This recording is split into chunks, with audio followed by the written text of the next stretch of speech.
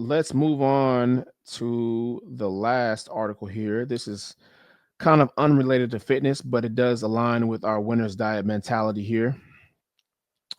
Clifton Powell says he was clowned for being famous and driving a Mazda. So he went out and got a $115,000 Yukon XL, but that wasn't enough. You can't win with black people. Oh man, listen, man. This actually plays into our winner's diet, um, philosophy, what we always say. And it comes down to the people that you're around, right? That's one of the pillars of the winner's diet here, what we always preach. It comes down to who you're around. You should not be around people that are constantly trying to compete with you in a negative way. Now, you want to be around competition, right? You want to be around healthy competition. The people I'm around, I'm always competing with them. We're competing with each other, but it's always going to be healthy. It's never going to be on no jealousy. This to me is just jealousy. That's all this boils down to. It's just jealousy. You know what I mean?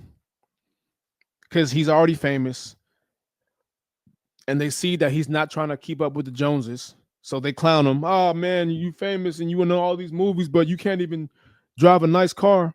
So he goes and gets a nice car. And now they start hating on him. Oh, they probably like, oh, well, why you ain't in a Rolls Royce? Bro, you can't win with people, man. Um, he said black people. Hey, niggas do it too. Everybody does it, bro. But it's mostly prevalent in the black community. I would say that. So he ain't wrong. You know, I'm not trying to throw my people under the bus, but hey, he ain't wrong though, right? We can speak on this because we've seen it firsthand with so many different other people. You know what I mean?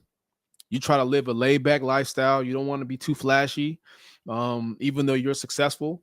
And they'll be like, "Oh, where your ice at? Oh, where that car at? Oh, where do you live at? Like, why ain't your house in the hills?" So then you go get these things, and now they think that you're flexing on them. Now they want to start hating. So you can't really win, man, in this situation. You can't win in this situation. That's why I say, man, um, go be around people that are trying to elevate you. Because I guarantee you, if he was around people that um had his best interests at heart, they would have been like, man, keep driving that Mazda, bro. Keep saving your money. Go invest that money somewhere else, that can make you more money. And then you can go buy the dumb liabilities. But this is how some people think, man. Some people are destined to be in the same position forever. And that's because of their mentality. That's one thing I realized along my journey. It's not really about like how you're gonna make it, how you're gonna achieve your goals, whether it be weight loss, whether it be starting a business, whether it be um making money, whatever it is, man. It all comes down to your mentality. What is your mentality like? Do you have discipline? Can you delay gratification?